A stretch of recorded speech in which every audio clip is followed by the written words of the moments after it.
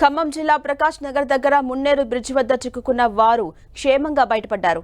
దాదాపు 9 గంటల పాటు వరదలో వంతెనపై చిక్కుకున్న వారిని కాపాడాలని మంత్రి తుమ్మల నాగేశ్వరరావు అధికారులను ఆదేశించారు. రాత్రి వరకు అక్కడే ఉండి సహాయ కార్యక్రమాలను పర్యవేక్షించారు. వారిని కాపాడేందుకు ఎన్డీఆర్ఎఫ్ బృందం బ్రిడ్జి మీదకు వెళ్లగా వాళ్ళు అప్పటికే వంతెన మరోవైపు నుంచి బయటపడ్డారు.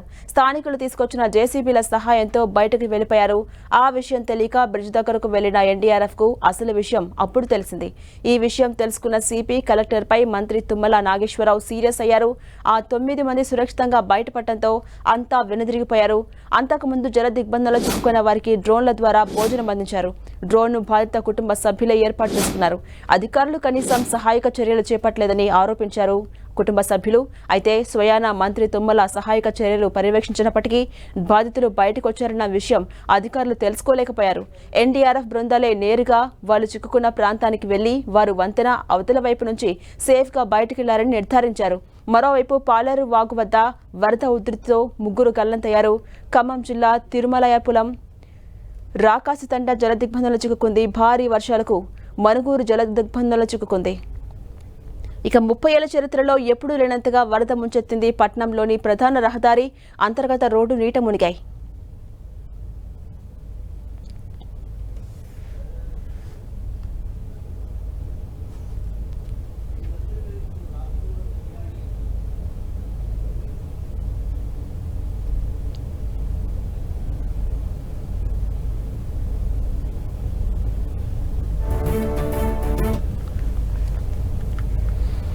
మున్నేరు ముంపు బాధితుల రెస్క్యూపై మరింత సమాచారం మా ప్రతినిధి సైదులు అందిస్తారు.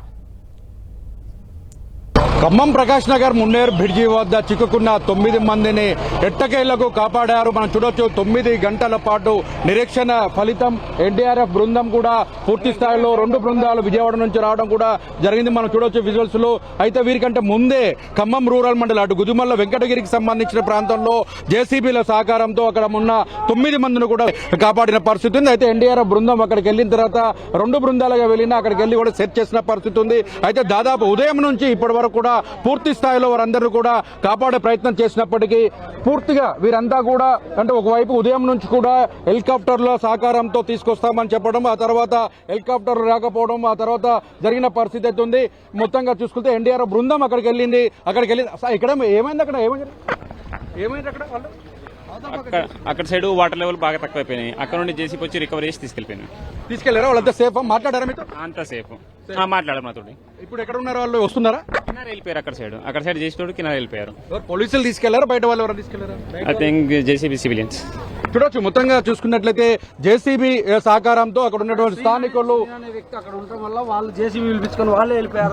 మొత్తంగా చూసుకున్నట్లయితే అక్కడ జేసీబీ సహకారంతో వారందరూ కూడా సేఫ్ గా వెళ్ళారని కూడా చెప్తున్న ఎన్డీఆర్ఎఫ్ బృందం చెప్తుంది. అయితే మొత్తంగా 3 గంటల పాటు కూడా ఇక్కడే వ్యవసాయ శాఖ మంత్రి తుమ్మల నాగేశ్వరరావు ఉండి ఇక్కడ పర్యవేక్షణ చేశారు. మొత్తం మానిటరింగ్ చేసి ఇక్కడ ఇబ్బంది కలగకుండా ఉండేందుకు, ప్రాణ నష్టం లేకుండా చూసేందుకు అటు కలెక్టరు అదేవిధంగా ఎస్పీ ఇద్దరు సిపితో కూడా పర్యవేక్షణ మానిటరింగ్ చేసిన పరిస్థితి ఉంది. పూర్తి స్థాయిలో కూడా అధికారులు ఇక్కడే ఉండి నిఘా నుంచి ఎక్కడ ప్రాణ నష్టం లేకుండా చేసే ప్రయత్నం అయితే కొనసాగించారు. అయితే వీరంతా ఎన్డీఆర్ఎఫ్ బృందం వచ్చి వారిని కాపాడే ప్రయత్నం చేసేలోపే వారే వేరే సహకారంతో జేసీబీల సహకారంతో బయటికి వెళ్లిపోయిన పరిస్థితి ఉంది. ఇప్పుడైతే ప్రస్తుతం చూసుకున్నట్లయితే వారంతా సురక్షితంగా ఉండడంతో అందరూ కూడా ఊపిరి పీల్చుకుంటున్న పరిస్థితి ఉదయం నుంచి పూర్తి స్థాయిలో మొత్తంగా ఉన్నటువంటి పరిస్థితి అయితే కనిపిస్తుంది. మనం చూడొచ్చు. అయితే దీనికి సంబంధించి కూడా పూర్తి స్థాయిలో కూడా దీనికి సంబంధించినటువంటి అందరూ కూడా క్షేమంగా ఉండడంతో అందరూ ఆనందాన్ని వ్యక్తం చేస్తున్న పరిస్థితి ఉంది.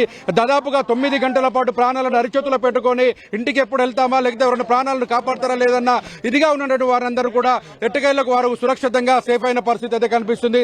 మొత్తం 9 గంటల నిరీక్షణకు తెరపడిందని చెప్పుకోవచ్చు. కెమెరామెన్ విజయ్తో సైదులు, 10 టీవీ, ఖమ్మం.